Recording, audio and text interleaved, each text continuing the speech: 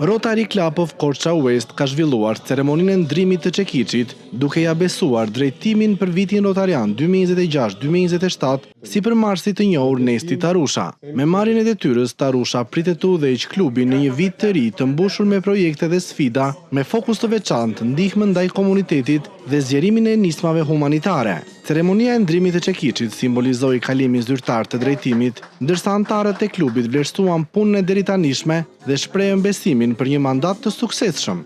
Në radhë të parë dua t'ju falenderoj për besimin që më dhat për këtë vit dhe me shpresë të Zotit dhe me bashkëpunimin dhe me shqetësimin e të gjithë anëtarëve, shpresojmë që të bëjmë disa gjëra sa më të mira dhe unë nuk kam bërë diçka konkrete për punën e projekteve, po besoj që në takimin e parë do të shpalosem.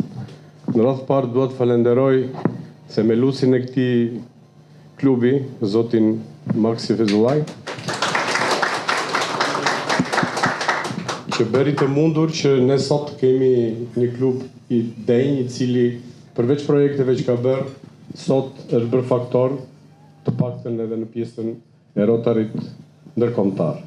Mbrëmja gala u shoqërua edhe me momente festive, ku të pranishmit shijuan një atmosferë të ngrohtë me muzikë dhe këngë. Korça West vazhdon të jetë një nga klubet që gjithmonë përkrah komunitetin, por edhe të gjithë qarkun e Korçës.